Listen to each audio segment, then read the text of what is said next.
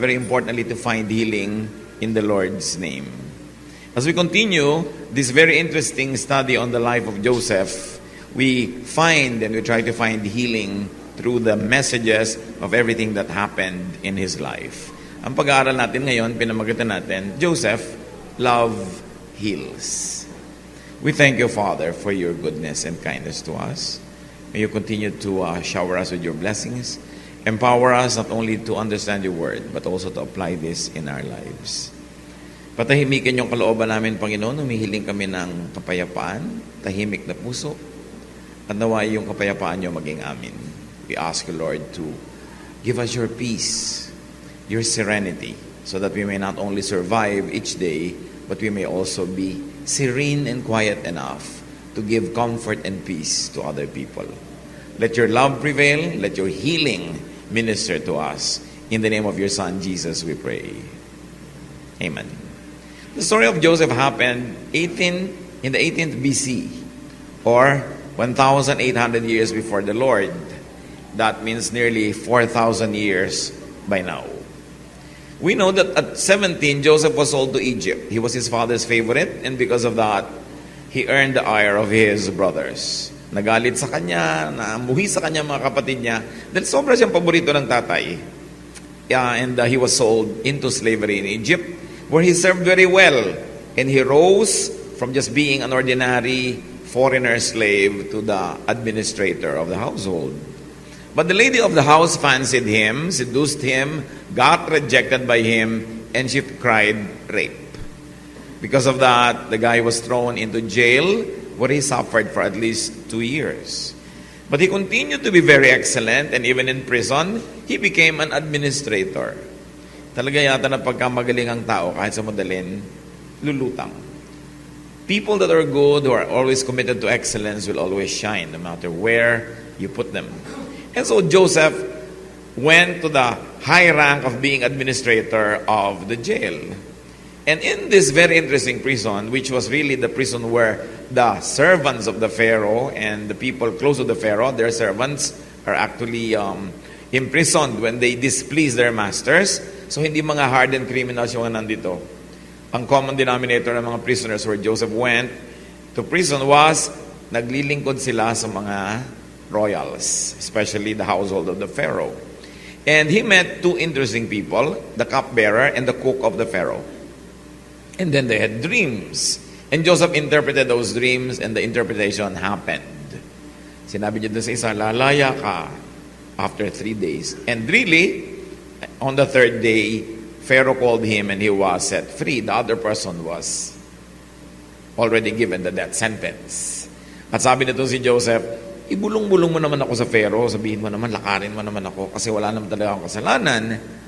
But this guy who promised to remember him actually never remembered him in the next 2 years. But the Pharaoh had the dream, and suddenly this cupbearer remembered that there was a Hebrew back there in the prison who could interpret dreams. And the interpretation was so pleasing to the Pharaoh that he made Joseph governor. Alam natin yung kwento, pero mabuti na lang binabalik-balikan. No? Ang panaginip niya ng Pharaoh, nung in-interpret, there will be 7 years of plenty, and then followed by 7 years of famine. And because Joseph gave that very sound interpretation, the Pharaoh asked him to be governor. He said, since interpretation mo yan, you might as well implement a project that will save Egypt from hunger. At maganda yung pinlano niya. 7 years, they taxed the people 20% of their gross harvests. And they were able to have a lot of stockpile of food. And when the 7 years of famine actually happened, they were more than ready to meet the demands of the people in Egypt and also to be able to export a lot of food to the neighboring countries. So Joseph became governor. He became very prestigious. He had a very high society Egyptian wife and had 2 children. Now he was very established and one of the most distinguished personages in Egypt. Meanwhile, this hunger and famine also affected his home country. At naalala ng mga tao doon, oo nga pala, sa Egypt maraming pagkain. And so, the brothers of Joseph who sold him into slavery, made a journey to Egypt to buy food. At doon, na-meet nila si Joseph, who was already the governor. Hindi nila alam na yun ang kapatid nila. Because Joseph was speaking to them through an interpreter. Wala silang idea. They were clueless. That the brother they sold to slavery, yung inapi-api nila, kinawawa nila, binatok-matukan nila na brother was now the governor that they were kneeling to. So nalaman nitong si Joseph na yung buhay pa ang tatay niya after all those years. At yung kapatid niya na bunso, na paborito niya, ay buhay pa rin pero naiwan dun sa Canaan, hindi kasama ng 10 magkakapatid na bibili ng grain. So he arranged that this youngest brother be brought to him. And the story continues. But what's interesting are the details of how Joseph handled himself facing his brothers who did not recognize him. So let's read on. Genesis 43. I'll be reading from the Contemporary English Version. So, sabi ni Joseph, iwan niyo muna yung isang kapatid niyo dito. Ikukulong ko dito kasi siguro spies kayo, no? Nagmamanman lang kayo dito sa aming kingdom. Pero sabi nila, hindi, buong pamilya nga po kami. May naiwan pa kami bunsong kapatid doon sa bahay namin. Bueno, kunin niyo yung bunso na yun para mapatunayan ko na totoo ang kwento. Iwan niyo muna isa dito, umuwi na kayo, dali niyo yung mga grain, ibalik niyo dito yung bunso. Pag nakita kong totoo, papawalan ko na rin ito. Ang totoo, gusto lang niya makita si Benjamin. Si Benjamin kasi na bunsong kapatid ni Joseph, at si Joseph ang buong magkapatid. Jacob had 12 children by 4 women. 2 doon, asawa niya. Yung isa hindi niya gusto, yung isa gusto niya. Kasi yung panganay una ipapakasal. So nanuyo siya ng nanuyo sa magulang, pero pinakasal mo na yung panganay. Ang gusto niya yung bunso.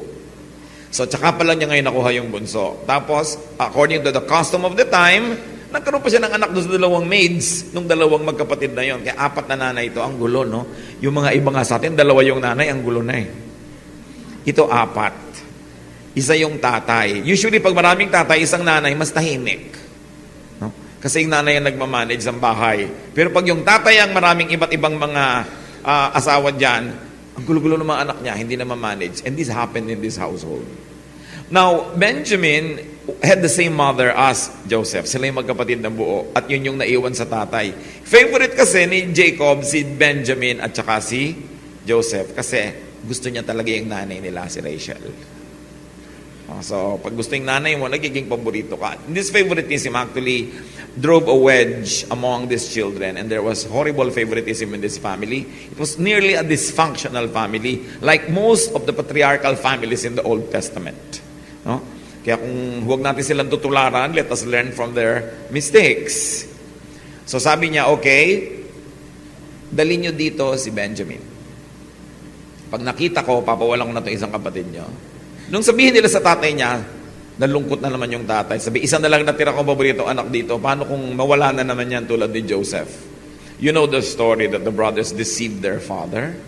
That when they sold Joseph to slavery when Joseph was 17, sabi nila, nawala, eto lang yung damit, puro dugo. And the father was led to believe that Joseph was actually slain by wild beasts. And that they couldn't find his body. So all along the father thought that Joseph was dead. But the brothers knew, at least the 10. Genesis 43, 1-2. The famine in Canaan got worse until finally Jacob's family had eaten all the grain that they had bought in Egypt. So Jacob said to his sons, go back and buy some more grain. So nakikita dito, ang lakas ng loob nilang bumili. Go back and buy some more grain. Nakabili na sila once, naiwan yung isang kapatid doon, na deposito nila until they bring Benjamin to Egypt. That brother will be imprisoned there. But naubos na rin yung binili nila. Moral lesson agad-agad, first sentences pa lang. Paano kung dumating sa family nyo ang ganitong mga needs? Meron ba kayong pambili? Do your best, brothers and sisters, to always have funds na mabubunot nyo in times of needs. Dapat marunong tayong maghanap buhay, marunong tayong mag-ipon, so that when times come, when there will be needs, meron tayong naipon at hindi natin ipinupuntirya yung naipon ng mga kamag-anak natin. O kaya yung naipon ng mga kaibigan natin. So ang lakas ng loob niya, sabi niya, go back and buy. It's so nice no, when you just like to buy and you have money to buy with. That's why people have to be productive. People have to work hard and work smart so that they'll be able not only to sustain their needs, but also to produce surplus. If not for your needs, then probably for the needs of others who are close to you. Let's continue, 3 to 6. Judah replied, "The governor strictly warned us that we would not be allowed to see him unless we brought our youngest brother with us. If you let us take Benjamin along, we will go and buy grain, but we won't go without him." Jacob asked, "Why did you cause me so much trouble by telling the governor you had another brother?" Oo nga naman, ba't nyo pa ba ikinuwento-kwento na may isa pang natitira dito? Pinapatawag tuloy. At alam natin yun, more talk, more mistake. Pag ang tao masyadong madaldal, nasasabit lagi sa gulo. Minsan hindi na necessary ang sinasabi natin, sinasabi pa natin, napapahamak tuloy kung hindi tayo yung marami. Verse 7, they answered, "He asked a lot of questions about us and our family. He wanted to know if you were still alive and if we had any more brothers. All we could do was answer his questions. How could we know he would tell us to bring along our brother?" Oo nga naman, malay ba namin, pati yung kapatid naming nananahimik dito sa Canaan, papapuntahin pa sa Egypt. That's the point. You never know. Information you keep empowers you. Divulge information disempowers you. Pag may alam ka na nasa loob mo lang, ikaw pa ang amo ng impormasyon na yon. Pero oras na pinawalan mo na, ikaw na ang alipin. That's why we have to be very careful about what we say.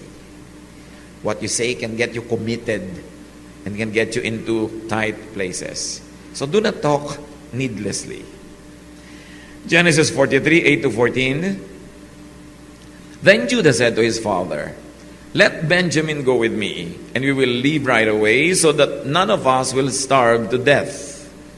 I promise to bring him back safely, and if I don't, you can blame me as long as I live." If we had not wasted all this time, we could have already been there and back twice. Their father said, "If Benjamin must go with you, take the governor a gift of some of the best things from our country, such as perfume, honey, spices, pistachio nuts, and almonds. Also take along twice the amount of money for the grain, because there must have been some mistake when the money was put back in your sacks. Take Benjamin with you and leave right away. When you go in to see the governor, I pray that God all-powerful will be good to you, and that the governor will let your other brother and Benjamin come back home with you.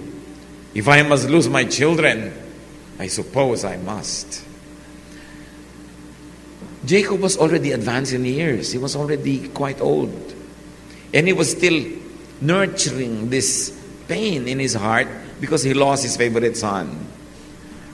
Hindi rin siya siguro sobrang naniwala na wild animals kasi ayaw niyang pagtiwalaan itong mga iba niyang anak eh. Kasi may duda rin siguro siya na pahamak itong si Joseph because of these brothers. At ayaw niya ipagkatiwala. Sabi niya, "The only son I have left." Grabe rin ang favoritism nitong si Jacob that he could say that, no? Sabi niya, pag si Benjamin wala pa, ikakamatay ko na yung lungkot na yan. Sabi niya, sige, magdala kayo ng mga regalo. Parang si Esther, naalala natin, sabi niya, "If I perish, then I perish. I'll just do what I must." There is this resignation, this faith in the Lord that was operationalized in facing a very, very grave threat. So sabi nitong si Jacob, "If I must lose my children, then I suppose I must. So let's do what must be done. Take Benjamin with you." Pero sabi niya, don't forget to bring gifts as a sign of respect. Isa rin niya na very, very mild form of a bribe. Magregalo kayo. Ang magtataka ka naman dito sa tatay na to, yung mga 10 anak niya, nung pinadala niyo una, wala siyang pangregalo. No? Pero ngayong ang dala-dala na, itong si Benjamin, may pangregalo to soften the heart of the governor. Proverbs 17:8, "A bribe works miracles, like a magic charm that brings good luck." Yung mga pagre-regalo, yung mga pagiging thoughtful, marami yan talaga na ibibigay at na idudulot sa'yo na advantage. Be good at gift giving. Be a giver. huwag niyo lang ito twist yung justice. No? Pero kung gusto niyo lang magkaroon ng positive disposition towards you, to be more open to you and kinder to you, why not bring a gift? No? Be nice to people. But Jacob say, pay, but to bring twice as much money. Nung nakaraang mga kwento, matapos silang bumili ng mga grain sa Egypt, pag uwi nila, nakita nila lahat ng perang ibinayad nila, bawat sako, nandun uli yung pera sa loob kasi pinasoli ni Joseph. Ganun siya ka-loving. But they did not know that Joseph was their brother. They did not know that Joseph was behind it. So sabi ng tatay nila, isolin nyo yung mga pera na dapat nasa kanila na, but na iuwi nyo pa, pambayad nyo na yan eh. So bring twice as much money to return the money that should have already been theirs and then to purchase new supply. They were very honest people. And they wanted to do things quite correctly. Verses 15 to 18. The brothers took the gifts, twice the amount of money, and Benjamin. Then they hurried off to Egypt. When they stood in front of Joseph, he saw Benjamin and told the servant in charge of his house, take this man to my house, slaughter an animal and cook it so they can eat with me at noon. The servant did as he was told and took the brothers to Joseph's house. But on the way they got worried and started thinking, we are being taken there because of the money that was put back in our sacks last time. He will arrest us, make us his slaves, and take our donkeys. These brothers were paranoid. Sabi nila yung magnanakaw daw, galit sa kapwa magnanakaw. Palibasa, ang dami nilang ginawang dirty tricks nung araw. Ngayon, iniisip nila, sila naman yung gagantihan ng tadhana. As they say, evil men run though no one chases them. Kaya yung mga lalaking sobrang babaero, ano din yan? Mga lagi na lamang may duda sa mga sarili nilang asawa. Yung mga lalaking napakaraming mga naging girlfriend na pinagsamantalahan, ang hihigpit ngayon sa mga daughters nila at iniisip nila lahat ng lalaki sa balat ng lupa tulad nila. So, ganun. Pagka marami kang atraso sa mundo, hindi ka matahimik. Sila ganun. You can imagine that their devils were torturing them. Imagine what they did to their brother. Sold a brother into slavery and then told their father that he died and showed them this jacket of Joseph. They dipped in goat's blood, and the father was grieving all his life for a favorite son he thought to have died. Mabigat na dala yun. Mga kapatid, huwag kayong gagawa ng anumang bagay na pagmumultuhan kayo buong buhay. Especially harming somebody who is permanently related to you, like spouse or the parent of your children, or your parents or your brothers and sisters.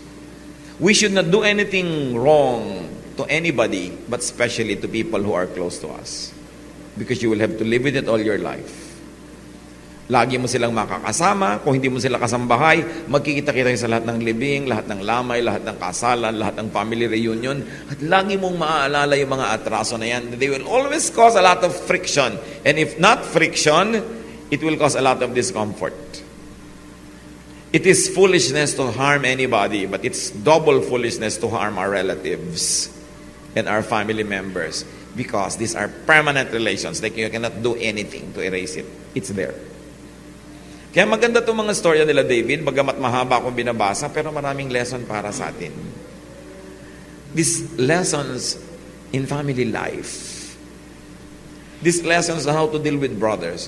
How do you deal with brothers who have sold you to slavery? Yan yung dilemma ni Joseph. Now that you're powerful, you're governor of Egypt, and they come to you almost begging because they're going hungry, what will you do if you were powerful like him? At ikaw naman, if you have done something so wrong to your brother and also against your father, how will you live with it? Marami sa atin hanggang ngayon nabubuhay sa guilt kasi may nagawa tayong mali nun pa.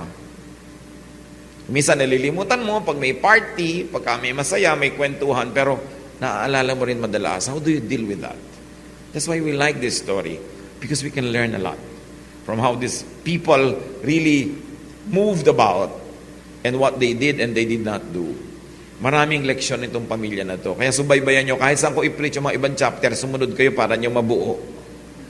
Kasi Hiniisa-isa kong chapter. It's a very beautiful story.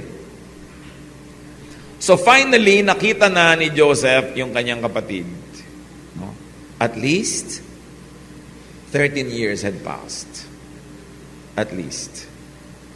Matagal din. Hindi na nila nakita yung kilala yung kapatid nila. Genesis 43:19 to 22. So when they arrived at Joseph's house, they said to the servant in charge, "Sir, we came to Egypt once before to buy grain, but when we stopped for the night, we found in our grain sacks the exact amount we had paid. We have brought the money back, together with enough money to buy more grain. We don't know who put the money in our sacks." Magaling sila, inunahan nila yung servant. Kesa sila pa yung maunahan na, kayo ha, dinala nyo rin yung binayad nyo. Inunahan na nila. Hindi naman namin dinala, nagtaka lang kami, bakit nandun na naman sa loob ng mga sako namin yung pera na ibinayad namin doon sa grain. Timing is important. Nasubukan nyo na ba sa buhay nyo yan? Naunahan kayo. May sasabihin sana kayo, naunahan kayo. Nagmukha tuloy na kaya nyo lang sinasabi ngayon dahil nabisto na kayo. Mahalaga yung timing. And sometimes we have to preempt the opposition so that our truth can be established even before it is brought out by someone else. Genesis 43:23. "It's all right," the servant replied. "Don't worry. The God you and your father worship must have put the money there, because I received your payment in full." Then he brought Simeon out to them. Si Simeon yung naging deposito. May iwan dito yung brother nyo, mag-uwi ang kayo, bring the grain, and when you bring the youngest back, I'm going to release this one and also give you back your youngest brother. Apparently, the chief of staff is in the know. Alam niya yung nangyayari, alam niya yung ginagawa ni Joseph sa kanyang mga kapatid. Genesis 43:24 to 25. The servant took them into Joseph's house and gave them water to wash their feet. He also tended their donkeys. The brothers got their gifts ready to give to Joseph at noon, since they had heard that they were going to eat there. So they got a VIP reception. Mapalad kayo pag may mga kapatid kayo na nagiging successful, no?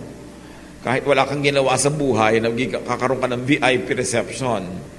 Be thankful when you have a brother who makes it big. But when it does happen, bring him honor, not dishonor. Isa yan sa mga pinakamahirap na challenges sa third world country, so-called, tulad ng Pilipinas, no? Magsisikap ang isang member ng family, aasenso siya, yayaman, sisikat, tapos lahat ng kamag-anak niya, jologs. Yung dadali niya sa kainan, hindi marunong gumamit ng mga kutsara at tinidor. Magpa-party siya, mali-mali ang damit, kaya tuloy pag magpa-party ka, bibihisan mo pa lahat yung mga kamag-anak mo para maging tama lang yung gagawin. Tapos kung ano-anong pagkakalatang ginagawa nila. Pag meron tayong kamag-anak, mahal sa buhay, kapatid na umaasenso, sabayan naman natin. Habulin kahit konti, para wag naman tayong ikahiya. O kung hindi man tayo ikahiya, wag naman natin siyang ipahiya. Bihirang-bihira yung family na may asenso na sikat na miyembro, tas lahat sila pare-parehong accomplished. Usually siya lang yun. Tapos siya lahat yung nagtataguyod sa lahat, siya lahat yung taya, siya lahat yung tagagastos. Mahirap umasenso pag marami kang bibit-bitin na mga pabigat. Kaya napakabait nitong si Joseph, ibang klase. In spite of what his brothers had done to him, he was very caring and tender, though he had not revealed himself to them yet. Pag lalo tayo galing sa isang mahirap na background, make something of yourself. So you can give your brothers a treat. So that you could hold your parents by the arm in their old age and assure them of comfort, of medication, of company, of provision. Lalong-lalo kung tayo naliligid ng mga kamag-anak na hindi naman sila umaasenso. Yan talaga ang isang challenge na unique to countries and cultures like ours. Hindi naman kasi uso sa atin yung sumikat ka, yung maman ka, kalimutan mo na lahat yung mga kamag-anak mo eh. Kaya napakahalaga yung pananagutan ng mga kamag-anak na meron kayong sikat na mga kapatid o pinsan. Help them, help them improve their public persona instead of destroying the image that they have built over the years. It's a great challenge. We don't know specifically how these brothers behaved, but evidently the gap between them and their brother has gone so wide that it was very, very difficult to handle the situation. Genesis 43, 26 to 30. When Joseph came home, they gave him the gifts that they had brought, and they bowed down to him. This is the dream. If you're familiar with the background, nung bata pa si Joseph, sabi niya, I had a dream. Ako ay isang parang bunch of straws of grain. Tapos kayo, mga bunches din, and you all bowed down to me. Kaya nagalit yung mga kapatid niya eh. Sabi niya, ang yabang-yabang mo. Ang bata-bata mo, kami pa yung magbabaw sa'yo. But it happened. After Joseph had asked how they were, he said, what about your elderly father? Is he still alive? They answered, your servant, our father, is still alive and well. And again, they bowed down to Joseph. Si Joseph, wala nang ginawa kundi kumustahin yung tatay at yung kapatid. Hindi pa rin makahalata itong magkakapatid na to na baka si Joseph yon. Kasi syempre naman, itinapon mo, slave, bakit nga naman magiging governor? No? Wala silang kakluklu, pero itong governor was very interested in their personal family life. When Joseph looked around and saw his brother Benjamin, he said, this must be your youngest brother, the one you told me about. God bless you, my son. Right away, he rushed off to his room and cried because of his love for Benjamin. Gusto niya sigurong kantahin.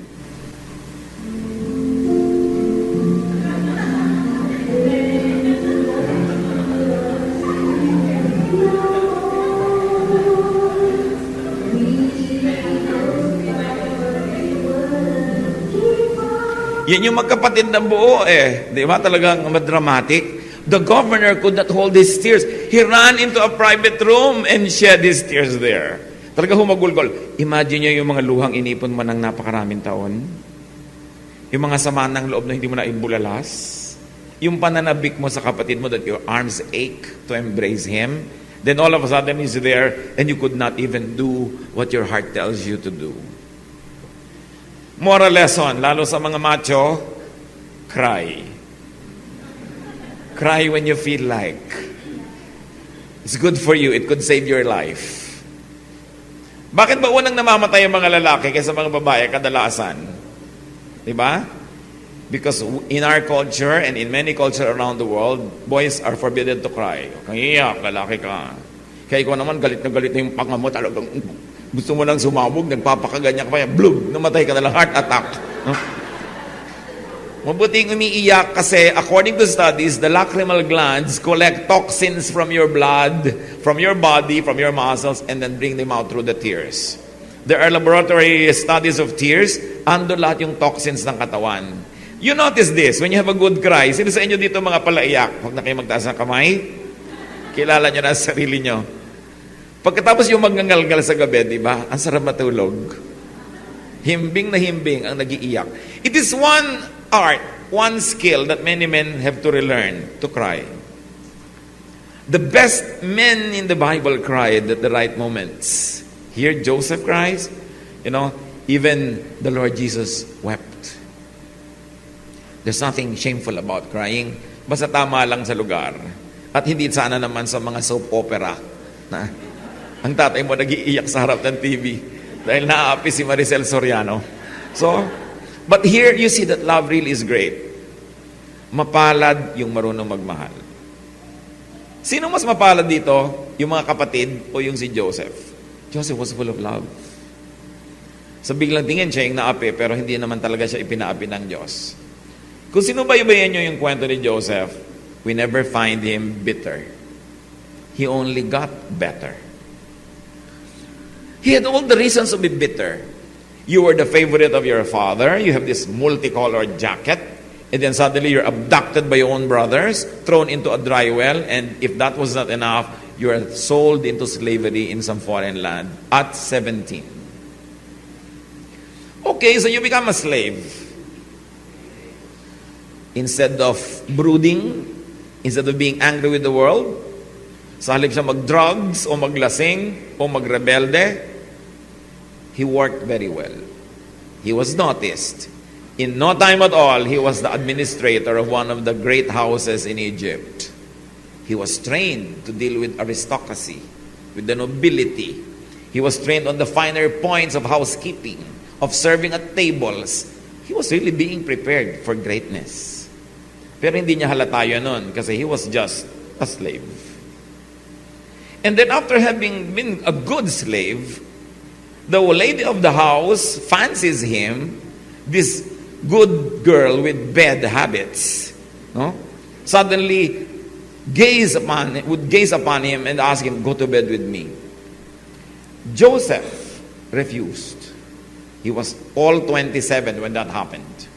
You know, katanghali ang tapat ng buhay mo, kainitan ng iyong dugo.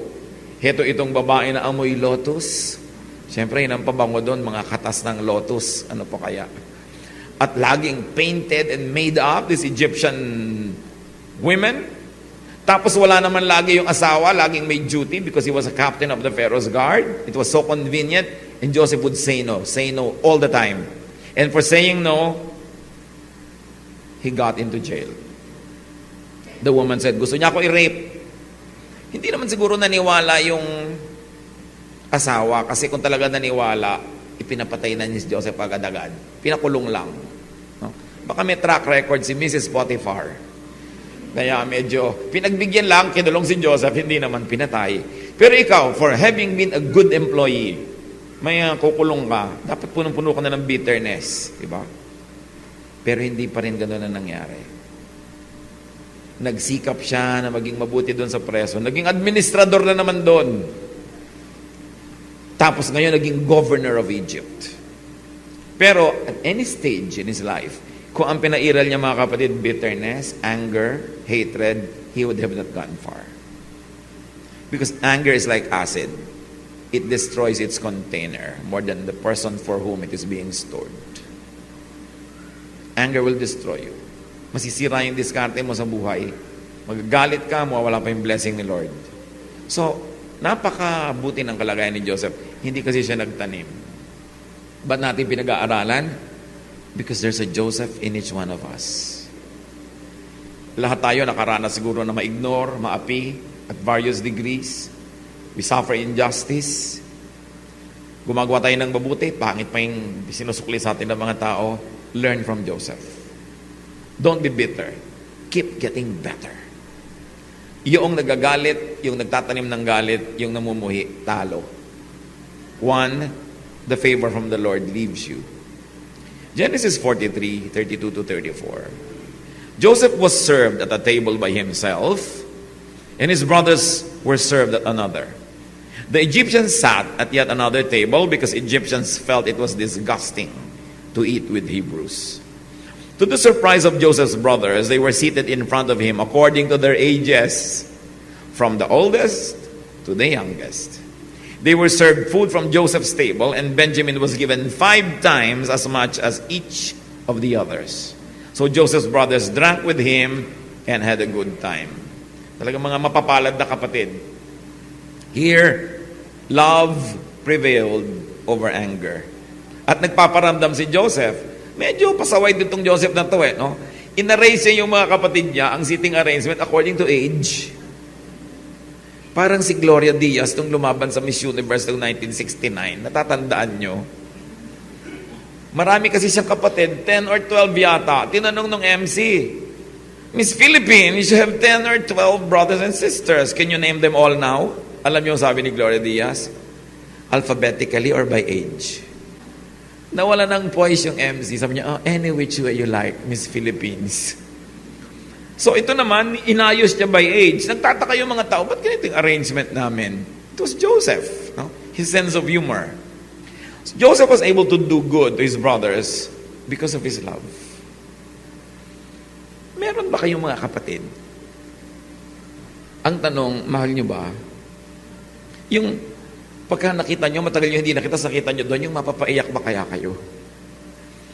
Kung minsan, pag nakakita ka ng mga magkakapatid na sobrang magmahalan, halos mainggit ka kasi ang sarap. No? Pero syempre, may premium yung pagmamahal. May cost yan. But it's always nice to love our family members. His love empowered him to forgive them even before they met him face to face. Nung unang dumating sa Egypt ang magkakapatid na ito, hindi natin alam kung sinasadya ni Joseph yon, pero maaring nabigla din siya. Pero bakit hindi siya naghiganti? Kasi matagal na niyang pinatawad. Kayo ba may galit sa mga kapatid niyo na hanggang ngayon daladala niyo pa? Bakit? Kasi nung high school, kayo dapat ang muse ng basketball team, tapos siya yung nakuha.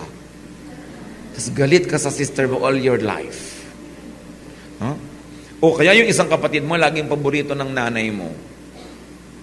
Pag meron kayong bangus, kanya yung tiyan, sa'yo yung palikpik. Hindi ba may mga nanay na abnormal, gano'n, sobrang may favoritism? Yung obvious na obvious. Tapos yung kanyang kobre kama, canon, sa'yo bimeg feeds. Dahil may poultry kayo. Ang dami natin kanya experiences. Dala nyo pa ba hanggang ngayon? Kasi kung dala nyo pa, dinala kayo dito ni Lord, kasi iwan nyo na yung dapat dito. You must get on with life. Hindi kayo pwedeng mabuhay na merong itinatanim na galit sa sarili nyong dugo. Maapektuhan yan. Pag magkakaaway kayo magkakapatid, pati mga anak nyo at anak nila, yung magpipinsan, sila man, mamanahin nila yung mga gulo na yan. Hindi na matatapos. Generational rifts. We've got to end this. The Lord wants you to be healed. That's why we're going back to this 4,000-year-old story. Kasi ang katotohanan niya hanggang ngayon, totoo pa rin. May mga magulang talaga na hindi marunong magpalaki ng anak. Ngayon, kung kayo yung naging victim ng favoritism, anong gagawin nyo? Magagalit kayo all your life and continue to be victimized? Or you will set yourself free? You will say, okay, that was wrong, the way my parents acted, but I cannot live in the shadow of that mistake. I'll have to get out of that shadow. And the only way to get out of the shadow is to forgive. It's the only way. You may choose not to forgive. Mahirap naman kasi magpatawad. Kaya lang, alam nyo, merong mas mahirap, yung hindi magpatawad. Hirap din lang at hirap, doon na kayo mahirapan sa tama. It takes a lot of work to forgive, but it also takes a lot of work not to forgive. So if you're going to be tired working, work towards the right direction. Forgive. Ask God to give you the grace. O ngayon, baka may mga magulang naman dito, kayo itong mga pasaway na nanay at tatay. May mga paborito, halatang halata. Bakit mo paborito yung anak mo? Kasi pareho lang kayong may nonal sa noo. Di ba ganyan yung mga magulang, yung mga medyo kamukha mo yung anak na yon, yung pareho kayo ng ugali, sobrang paborito mo na. Now, alam ko, sa loob ng puso ng magulang, lalo't marami anak, hindi mo maiwasan, may itinatangi ka talaga. Huwag mo namang gawing obvious. Kasi may iba ka pang anak. At pag ginawa mo yan obvious, you will destroy those who are not your favorite. You will also destroy your favorite because you would have spoiled this person, and you will destroy your relationship with all your other children. Everybody loses. Pag ginawa ka ng Diyos sa magulang, may assignment ka. Mahalin mo lahat ng anak mo. Huwag ka magtatangi. Ngayon, paano kung iisa yung anak mo? Ilapit mo dapat yan sa mga pinsan. Mayaman ka man o hindi, whether you are rich, and especially if you're not, our family is still our best social security. Kaya iba na yung malapit. Kaya kung isa yung anak mo, you should invent events para sila magpipinsan, nagbabakasyon together, nagbibiyahe, kumakain together, para sila yung para magkakapatid. Kasi darating ang panahon when the generation of the parents become old, and when they die off one by one, who's left to face all the challenges of the world? Ito magkakapatid o magpipinsan. Pananagutan natin at pribilehiyo ng mga magulang na palaki ng mga anak natin, kasama ang mga kapatid nila at mga pinsan na nagmamahalan sila at nagtutulungan. Sabi nga ni Balagtas, sapagkat ang mundo'y bayan ang hinagpis, mamamaya'y sukat ni bayan ang dibdib. Kailangan marami kang karamay. Relatives and friends divide our sorrow and they multiply our joy. So meron tayong pananagutan din sa isa't isa. Mahalaga yun. Sa sandali lang tayo mabubuhay sa mundo. How long will you live on earth? 90? 95? 100? What is that? It's very short. And it's made even shorter when we're angry. Yung mga tawang hindi natin naitawa, mga regalong hindi natin naibigay o natanggap, mga parting hindi natin napuntahan o hindi natin inorganize, bawas lahat yon sa quality of our life. Kaya mahalaga, marunong ka magpatawad. So balik tayo, sino kaya dito yung mga biktima ng favoritism? Magpatawad na kayo ngayon.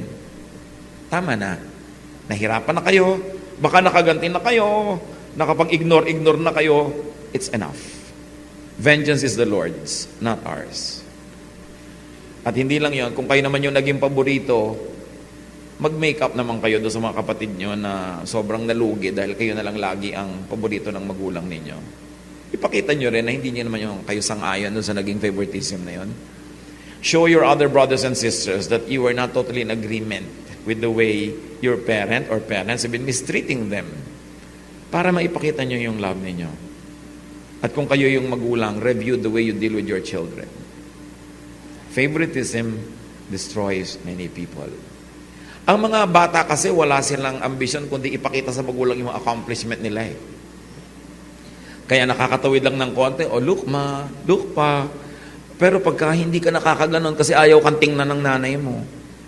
Diba? Lagi na lang ang paborito niya ang tinitingnan niya, it destroys people. And once you are destroyed at childhood, usually you are scarred for life. But let's thank the Lord because of the blood of Jesus we can have renewal. We can become a new person. Anyone who is in Christ is a new creation. He is a new person. The old is gone. The new has come. That when we accept Jesus into our lives, things change. We begin a new life. And therefore you begin by forgiving, and then you get on by loving and loving more, para yung buhay natin makabawi tayo sa mga kulang. Yun ang so far ang matututunan natin sa hindi pa tapos na kwento na ito. Hatred, anger, and bitterness afflict all of us. Love heals. Kaya mahalaga, tinuturuan natin yung mga magkakapatid to love one another. Alam niyo kung anong pinakamabuti yung maipapamana sa inyong mga anak? Yung sila nagmamahalan. Kasi mga material na pinapamana natin, it's not always a guarantee. In fact, kahit marami nun, it doesn't guarantee that they'll be happy. But what thing is sure in life, people will face problems. These young people who get married, some of them will separate, some of them will divorce, some of them will quarrel with their husbands and wives all their lives. And who do they run to if they don't have a brother or a sister or a cousin or a friend? Kung hindi natin sila naturoang makipagkapwa, makipagmabutihan, sinong dadamay sa kanila sa mga panahon na yun? O ang bait-bait ng napangasawa mo pero biglang namatay, nabiyuda ka bigla, sino ka naman kakapitan mo habang may libing? Ang mga kuya mo, mga ate mo, mga anak mo rin. Kung naliligo ka ba sa isang swimming pool, bubuhusan mo yun ng poison yun? No, because you swim in that water. But many people poison their own homes with favoritism, with unfaithfulness, infidelity, with unkindness. But this is your home. And no matter what, kahit sa ka man makarating sa buhay mo, yun at yun ang uuwian mong tahanan. So mahalaga, inaayos natin yung family life. Learn from this dysfunctional family. Parents, teach and train your children to love each other. It's one of the greatest legacies that you can give them. And then, as we have said, if you have only one child, connect your solo child to his or her cousins. Or make sure that you guide them to have great and good friendships. It's important to be surrounded by people who are supportive and also people that we support. Elders, model love. Pausuhin ang love sa family. Lalo yung mga elder brothers and sisters, pag naging selfish kayo, naging makasarili, you model selfishness and you model greed, the younger brothers and sisters will copy that. Kaya ang ganda, napakapalad kayo pag ate, kuya, yung mga naunang mga kapatid, ang babait, they set the tone how the family will live. Marami sa atin mga potential maging Joseph. Be good, be excellent, so that you can save your family from hunger and need. Hindi naman ipinadala ng Diyos si Joseph para lang siya ang mag-enjoy mag-isa sa Egypt eh. Pinadala siya doon para kung napatibay na niya yung sarili niya, tutulungan niya yung kanyang mga kamag-anak na nagugutom sa Canaan. Hindi tayo umaasenso para lang sa sarili. Hindi tayo yumayaman o sumisikat para lang sarilinin yung mga benepisyo noon. Mayroon din tayong misyon, mga kapatid natin, mga mahal natin sa buhay. Ngayon, ang dapat nasabihan niyan, yung mga nagsasucceed, hindi yung mga lagi nangihingi na, Kuya, may misyon ka, kaya ka nagsucceed. Hindi ganun. Ang dapat nagsasabi nun yung kuya, mission ko kayo, binovolunteer niya. Pero yung humihingi, wala kayong karapatang sabihin yun. Para nyo i-blackmail yung mga nagsucceed na duty niya ngayon na angatin kayo. As I have said, ang hirap umasenso sa bayan na to kasi ang daming hihila sa iyo pababa. And usually kamag-anak mo yon. Pag meron kayong matagumpay na kapatid, be thankful and respect members of your family who have distinguished themselves. Meron kasi mga pinsan, pag sumikat ka, kapatid, naging sikat ka, gusto nila ibalik ka doon sa childhood na pantay-pantay lang kayo. Kaya di ba sa pamilya, tuwang-tuwa tayo na, alam mo, kahit sumikat yan, hindi siya nagbago. Pwede bang hindi magbago ang tao? People change. And if you really love somebody, you will respect that change. Sabi mo, ang arte-arte naman tong pinsan ko na to, naging governor lang, appointment pa tayo ngayon. Natural. Kahit kamag-anak ka, makipag-appointment ka, igalang mo yung bago niyang status. Hindi pinipilit mo siyang ibalik na, di ba? Nung araw, naglalaro lang tayo. Nung araw yon, nung wala ka pa na-accomplish, ako meron na. Gusto mo ibalik sa dati para tabla lang. Paano magiging tabla? Wala naman nangyari sa'yo. Sa akin, nagsikap ako, nangyari. Respect the achievement. Huwag niyong babaliwalain. Dahil gano'n ang mga kamag-anak, nung araw, mahirap lang yung mga pinapautang lang namin. Nung araw yon. At minsan ka lang napautang yan, pag sumikat ka na, buong buhay maniningil. Wala nila yung aalalahanin. They pull you down. So mga kapatid, kung meron kayong mga kaibigan dati kakilala, tapos naging star, naging sikat, naging mayaman, igalang nyo yung kanyang status. Kung gusto niyo mag-volunteer na bubaba mula sa kanyang tore at puntahan ka, yakapin ka sa harap ng lahat, okay lang. Pero kung hindi, don't jump into his presence and say, remember me? Alam niyo ba yun? Yung hindi niyo nakikita ang tagal-tagal, biglang tatalon, remember me? Ikaw ngayon, ano kayang pagsisinungaling ang gagawin ko para hindi ito ma-embarrass? No? Hayaan niyo siya mag-volunteer. Respect achievement.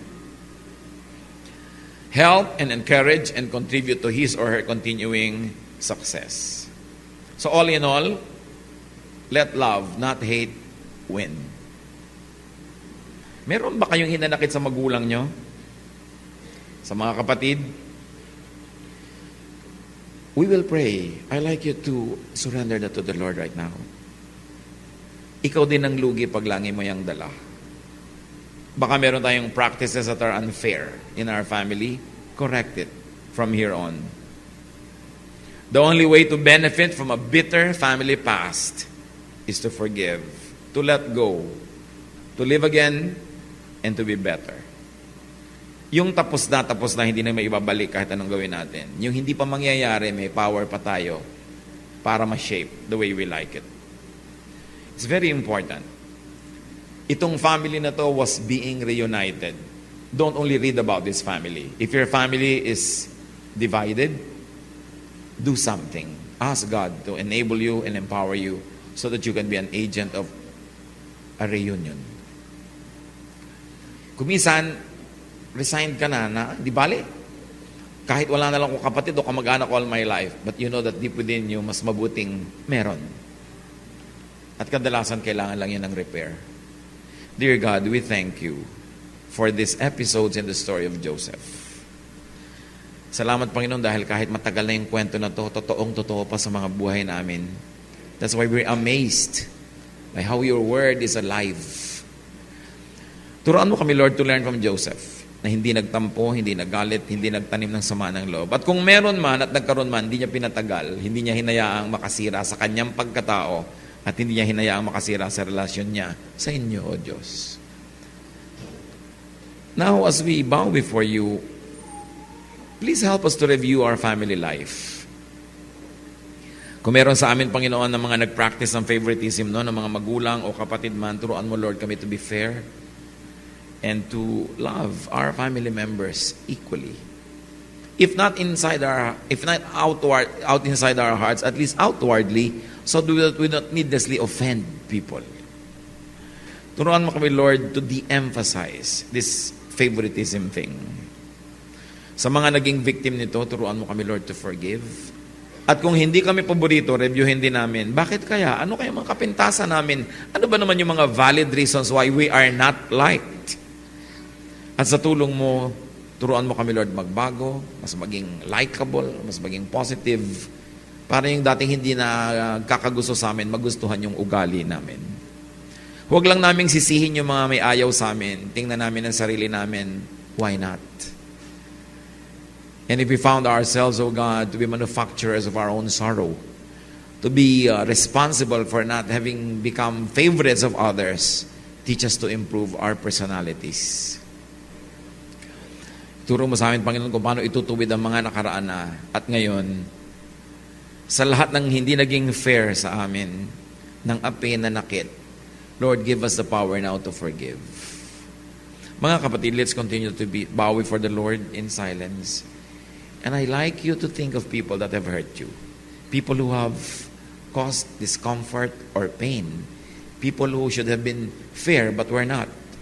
Na hanggang ngayon may dala-dala pa kayo sa loob nyo. Kamag-anak nyo man o hindi, pero dala nyo yan, give them at the feet of Jesus right now.